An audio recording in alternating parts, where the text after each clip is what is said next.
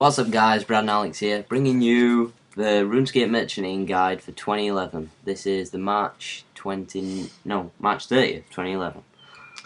So anyway guys, I'm going to start off now. As you can see, I've got my sticky notes here. There's three, I would recommend getting these on your computer before you start merchanting or having a notepad at the side of you. There's three types of merchanting. Flipping, which is, I'll explain later on in the guide. Short-term investment and long-term investment, these will all get explained later.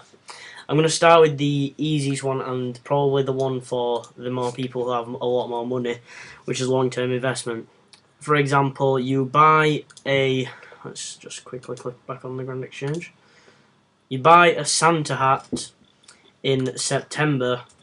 Santa hat. You buy a Santa hat in September because they'll be 80 mil, round about that mark.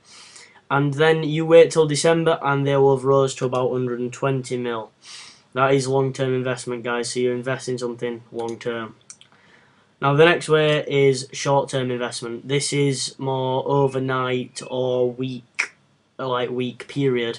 This is buying things like Dorax, spelled that wrong, Torags, Verax, Carils, Arims, sets of those for 5%, 10% under, and then coming back in 2 days they'll have bought, and then the next, and then wait 2 days after you've sold them and they'll be sold for more. That's more short-term investment. The next way is flipping. This is for people who don't have as much money like me. I only have 10 mil. That's my cash pile and that's the extra bit of my money because I'm getting my fletching to 90. Yeah, I'd definitely recommend this guide. I'd say if you've got over 5 and 10 mil, I'd recommend doing this way. It's a lot I wouldn't easier. recommend long-term investment until at least 100 mil. Short-term about 50 and flipping 5 to 50 really. So what you're going to do is you want to buy something like soul runes. Let's just give a quick example of these. Soul rune, no space at the end. Soul runes. You want to buy it for 20-30% over price. So my soul runes actually bought for 310 GP. So note that down.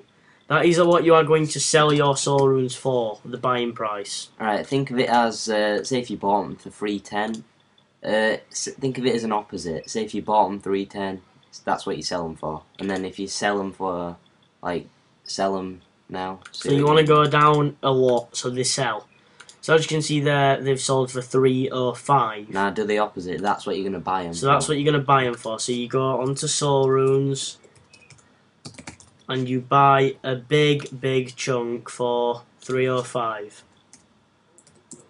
So I'm going to buy 15k if I can afford it. Yep, I can afford a bit more. 19k maybe. Maybe even more.